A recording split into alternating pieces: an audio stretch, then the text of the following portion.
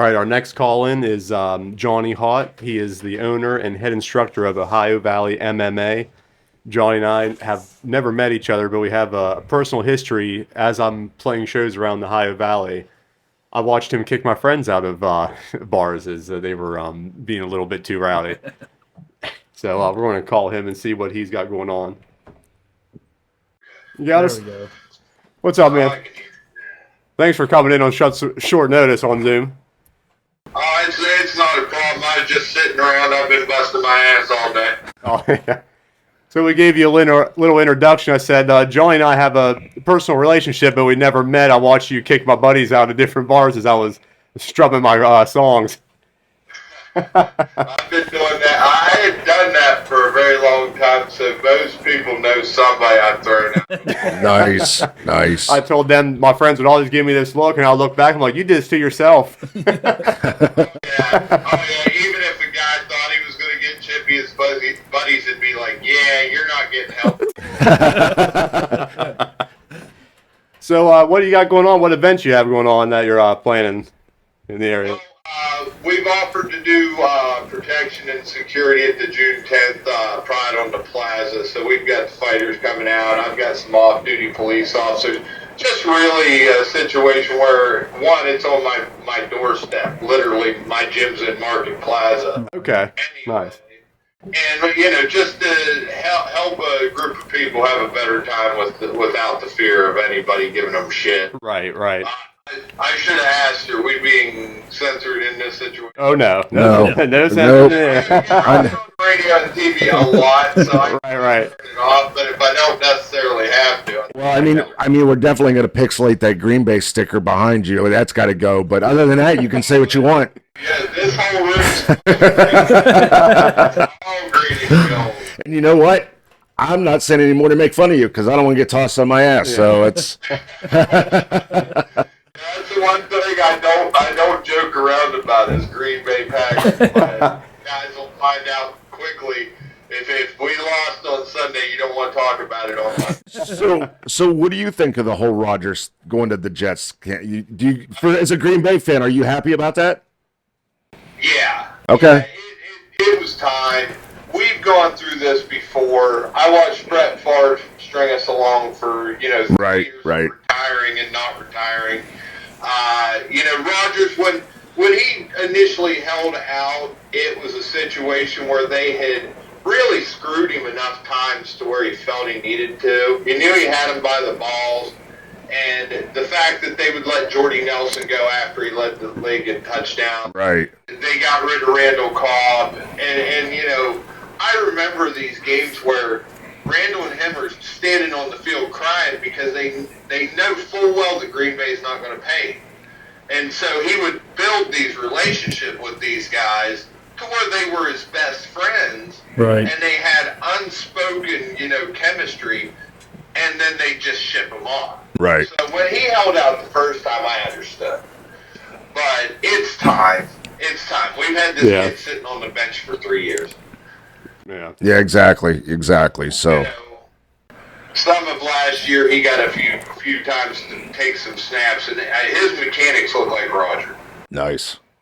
Yeah, it's going to be interesting to watch this season to see exactly how that all pans out. Well, nobody's giving us a shot. No. 12 is what I keep hearing. And as a diehard Patriots fan, I hope the Jets hit the shitter. So I mean, it's. Well, they've pretty well stacked the deck. They did the Tampa Bay thing, and they're going all in on 1 year. Yeah, they're gonna try and buy a championship. Yeah. Yeah, and by the time that all those guys are worth big money, they're not going to stay there. Right. Rodgers is going to be long gone. Right. So they're going all in on right now. Right. Yeah. So.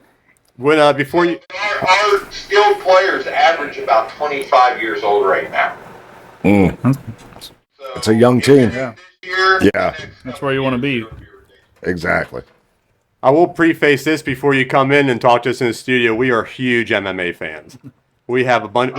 We're trying to get like UFC watch parties here, how they do on different podcasts. We I watched the Joe Rogan ones. fight companion. Whatsoever. Right. We had like 7, 8 people in this studio watching that the Adesanya and Pereira rematch. And like during that whole fight, you could hear a pin drop in this room. And as soon as he got that knockout, screaming, like woke up everybody upstairs. It was nuts.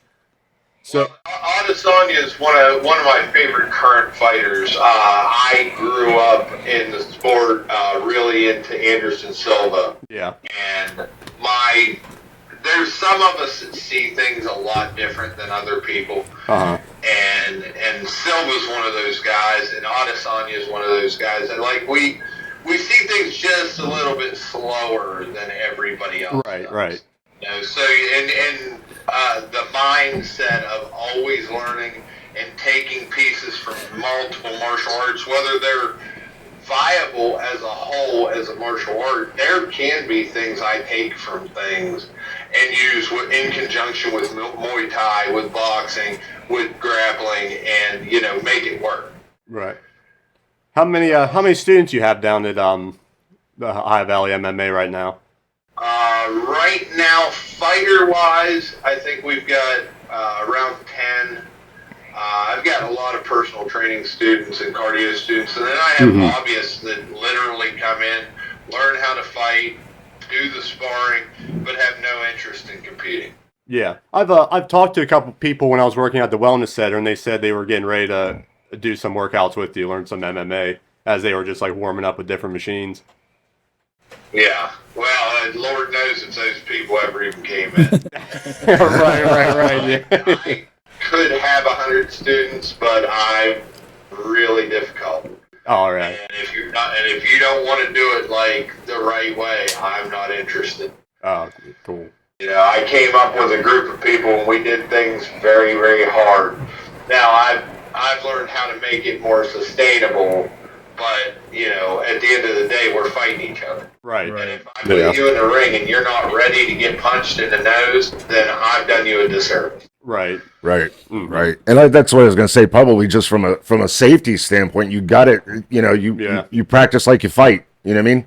Well, and I won't tell you that I'm teaching you boxing and kickboxing unless you're going to get kicked in the leg and punched in the nose. Right.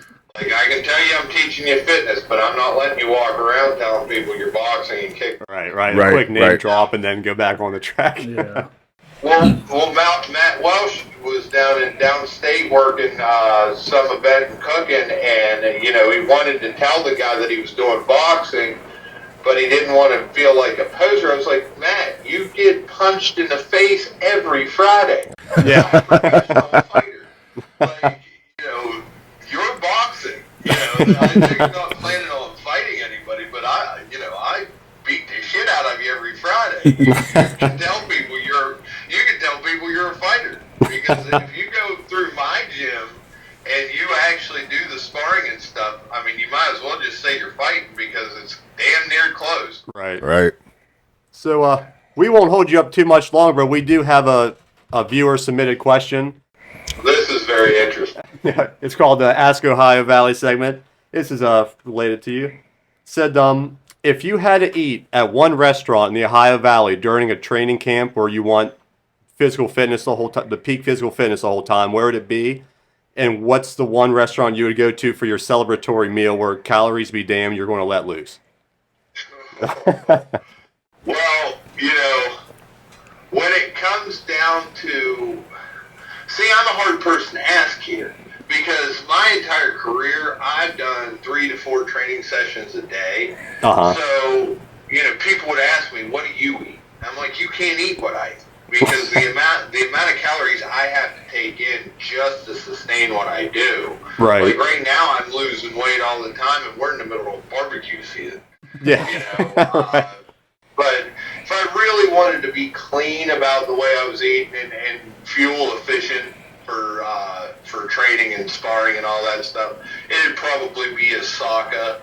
Oh, yeah, that's good. I eat a lot of sushi. That sits real light on my stomach, and it's real good for me protein-wise.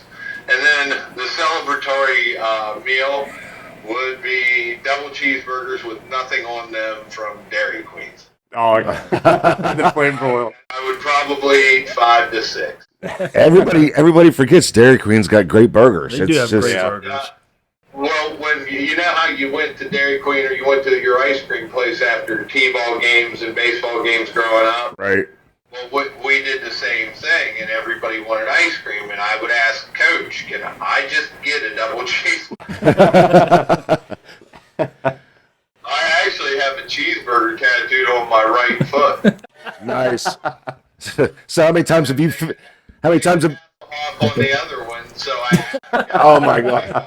which one they want.